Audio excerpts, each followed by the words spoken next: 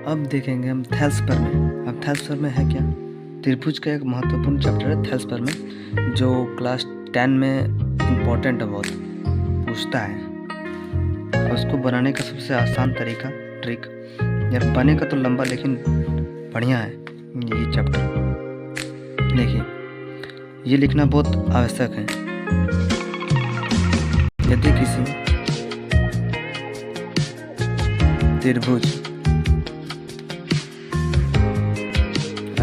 त्रिभुज की एक भुजा के समानांतर अन्य दो भुजाओं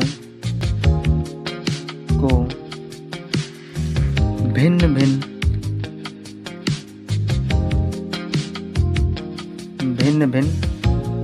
बिंदुओं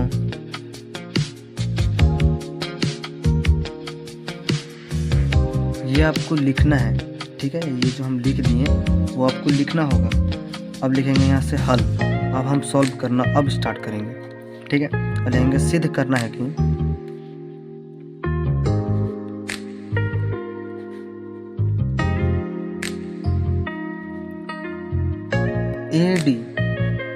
AD बटे DB समांतर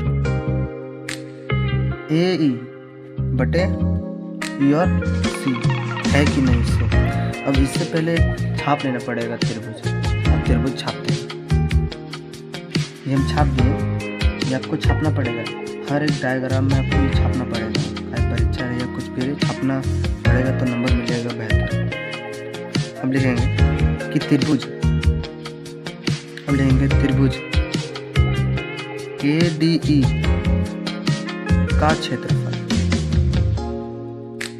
त्रिभुज ADE इसका पहले इसका ADE का क्षेत्रफल, इसका क्षेत्रफल बराबर होता है 1/2 गुने आधार गुने ऊंचाई, होता है कि नहीं। अब लिखेंगे हम फॉर्मूला के हिसाब से बैठा देंगे, जो फॉर्मूला है उसके हिसाब से बैठाएंगे। 1/2 गुने आधार हमारा क्या है, आधार हमारा ये है, आधार A और E, तो लिखेंगे AE गुने, फिर इसका जो ऊंचाई है वो ऊंचाई कौन सा है, DM इसका ऊंचाई है, इसका DM ऊंचाई है, D और M, इसको समीकरण 1 मान लो, ठीक है। अब लिखो त्रिभुज DEC का क्षेत्रफल। लिखेंगे त्रिभुज DEC पहले इसका क्षेत्रफल निकालनी है, ये निकाल लें। इसके बाद DEC ये निकालेंगे, DC का क्षेत्रफल यही होगा इसका फॉर्मूला 1/2 गुने आधार गुने ऊंचाई, ठीक है। अब लिखेंगे फॉर्मूला के हिसाब से बैठा देंगे 1/2 गुने, जो इसका आधार है तो इसका आधार होगा EC, इसका आधार होगा EC। पहले हम इसका आधार लिए थे A और E ना, तो इसका आधार होगा EC गुना, और इसका जो ऊंचाई होगा वो DM होगा, यही होगा इसका ऊंचाई DM ही होगा, D और M होगा। अब लिखेंगे समीकरण 1 और 2 को भाग देने पर, ठीक है। अब लिखेंगे जो है ये समीकरण 1 और ये समीकरण 2 है, ये समीकरण 1 है, ये समीकरण 2 है, ठीक है। अब लिखेंगे 1/2 गुने समीकरण 1 तो लिख रहे हैं A गुना DM बट्टा, भाग देना तो बट्टा देना पड़ेगा, 1/2 गुने EC गुने DM। अब 1/2 कट जा रहा है और DM और DM कट जा रहा है, ठीक है। हम पास बच क्या रहा है, हमारे पास बच रहा है इसका पहले निकालो, पहले लिखो, फिर लिखो त्रिभुज, पहले लिखो त्रिभुज ADE का क्षेत्रफल हमारा क्या निकला, ADE है, A और E निकला, A निकला। और फिर लेंगे सेकंड त्रिभुज ये वाला DEC का क्षेत्रफल बराबर क्या निकला हमारा, EC। ये फर्स्ट हो गया, ठीक है, ये फर्स्ट निकल गया। अब लिखेंगे पुनः त्रिभुज ADE, क्योंकि हम पहले ये वाला निकाल लिए थे, ये वाला निकाल लिए, अब यही निकालेंगे, लेकिन इसका जो आधार होगा, इसका आधार होगा सो ये होगा, और इसका जो ऊंचाई होगा सो ये होगा, ठीक है। अब देखेंगे का क्षेत्रफल बराबर 1/2 गुने आधार गुने ऊंचाई। अब करेंगे 1/2 गुने आधार, हमारा आधार है वो क्या बोले थे, AD, A और D, AD गुने इसका ऊंचाई होगा N और E, N और E। ये समीकरण थर्ड बोल दो इसको, ठीक है, समीकरण थर्ड। अब इसके बाद फिर से लिखेंगे कि त्रिभुज DBC, त्रिभुज DBC ये वाला निकालने थे, अब ये DBC अब निकालेंगे। त्रिभुज DBC का क्षेत्रफल बराबर 1/2 गुने आधार गुने ऊंचाई, ठीक है, आधार गुने ऊंचाई। अब निकालेंगे क्या, देखो 1/2 फॉर्मूला के हिसाब से बिठा दो। आधार, हमारा जो आधार है वो आधार होगा D और B, D B गुने जो ऊंचाई होगा सही होगा, ऊंचाई हमारा क्या होगा, N ही होगा।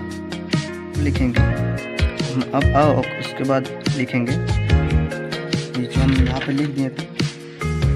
अब लिखेंगे समीकरण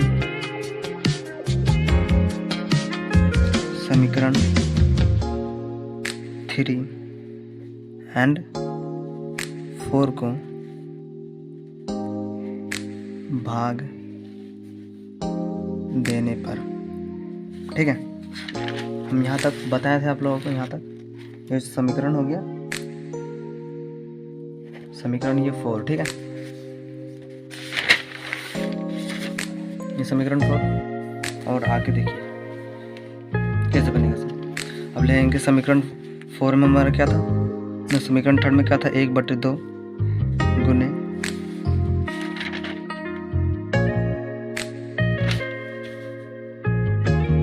AD गुने N और E बट्टा, भागा देना तो बट्टा देना पड़ेगा, 1/2 गुने D और B गुना N और E, ठीक है। 1/2 कट गया, N नहीं कट गया, ठीक है। अब लिखेंगे त्रिभुज ADE का क्षेत्रफल बराबर AD वो है, ये AD हो गया। फिर लिखेंगे त्रिभुज DBC का क्षेत्रफल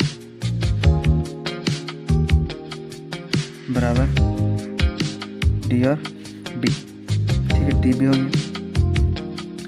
अब हम लिखेंगे कि त्रिभुज DEC बराबर है किसका, त्रिभुज DBC के। देखो हम क्या बोलते हैं कि त्रिभुज ADE बराबर है किसका, DBC।